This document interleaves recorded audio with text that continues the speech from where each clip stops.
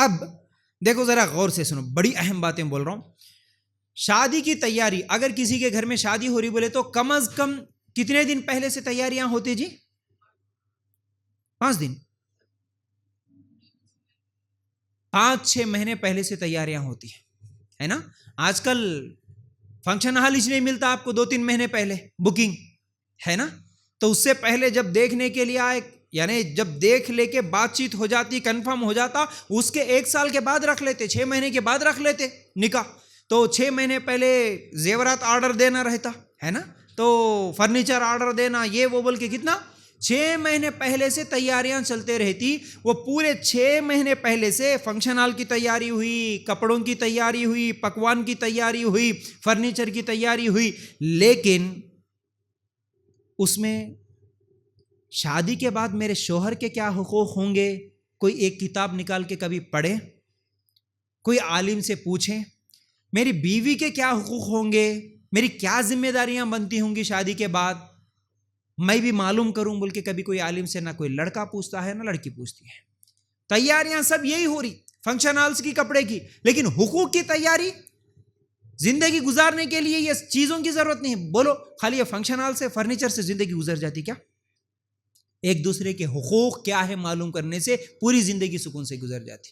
تو وہ حقوق سیکھنے کی نہ لڑکی نے کوشش کی، نہ لڑکی کے والدین نے، نہ لڑکے نے، نہ لڑکے کے والدین نے. نہ بچوں کو بٹھا کے ماں باپ سکھاتے ہیں، نہ بچے سیکھنے کی کوشش کرتے ہیں. تو ایک دوسرے کے حقوق کیا ہے معلوم ہی نہیں ہے. دیکھو اصل میں اسلام کے حساب سے، شریعت کے حساب سے، گھر اگر ایک ادارہ ہے، گھر اگر ایک حکومت ہے، تو اس کا حاکم مرد ہے. اللہ تعالیٰ الرجال قوامون علی النساء کہا، مرد قوام ہے، مرد حاکم ہے، عورت اس کے ماتحت ہوتی ہے. جیسا کہ ایک اگر اسکول ہے تو اس کا ایک پرنسپل ہوتا ہے، باقی تمام ٹیچرز ہو یا پھر اسٹوڈنٹس ہو اس کے ماتحت ہوتے ہیں. پرنسپل جیسا بولا اس کو ویسا سننا پڑتا. تو پہلی چیز یہ چیز ذہن میں اچھی طرح بٹھا لو، اللہ تعالیٰ مرد کو حاکم بنایا، عورت اس کی ماتحت ہوتی ہے. ہاں عورت کے ساتھ وہ مشورہ کرے گا، کسی بھی کام میں پوچھے گا،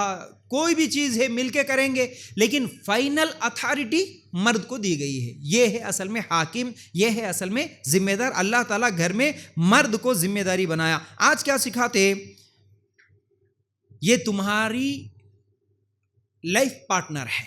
میاں بیوی بولے تو کیا سمجھتے ہیں کہ لائف پارٹنر ہے، یہ دونوں ایک دوسرے کے لیے لائف پارٹنر ہے. تو اب جو لائف میں تمہاری پارٹنر ہے تو وہ بھی برابر آدھا تمہاری زندگی میں آدھا حصہ ہے اس کا. اس لیے کیا کرنا، برابر کا حق تمہیں بھی ہونا. یہ شریعت کے خلاف ہے. تمہارا بھی برابر کا حق رہنا، یہ سکھایا جاتا لڑکیوں کو. مرد جیسا ہے ویسے بھی تم بھی برابر مرد کے برابر ہے، کیونکہ تم لائف پارٹنر ہو.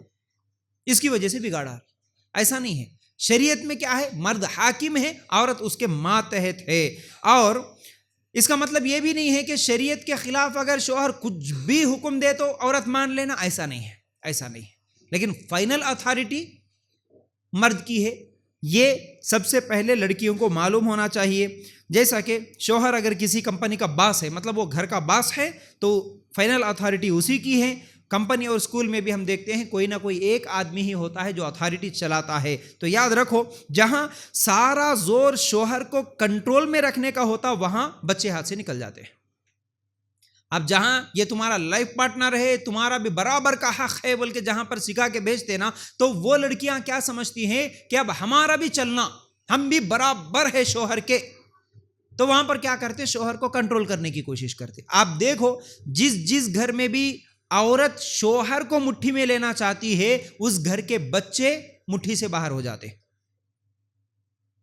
اس گھر کے بچے بگڑ جاتے. یاد رکھو، بچے ہاتھ سے نکل جاتے. اور کئی لڑکوں کو، بلکہ کئی مرد حضرات کو آج دیکھتے ہیں، کیونکہ اصل میں یہ تمام چیزیں وہ سیریل سے سیکھے سو ہے نا ہم لوگاں. اکثر چیزیں جو میاں بیوی کے حالات ہے، میاں بیوی کے حقوق ہے، گھروں میں کیسے رہنا اور ایک دوسرے سے کیسے تعلقات رکھنا، یہ تمام چیزیں جیسا کہ میں بولا نا کتاب سے سیکھے نہ عالم سے سیکھے، نہ قرآن سے سیکھے، نہ حدیث سے سیکھے، لیکن ایک چیز بچپن سے سکھاتے آ رہی، وہ کیا ہے؟ سیریل. بولو نا، صحیح بول رہا ہوں میں؟ کون سے سیریلز؟ اس میں آج کل تو سب سے زیادہ طلاق سکھانے والی سیریلز پاکستانی سیریلز ہے نا.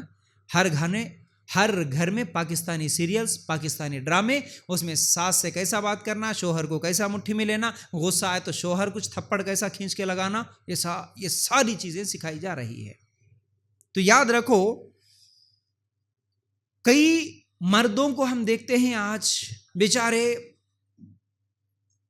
عورتوں کے ہاتھوں میں اتنے مجبور ہو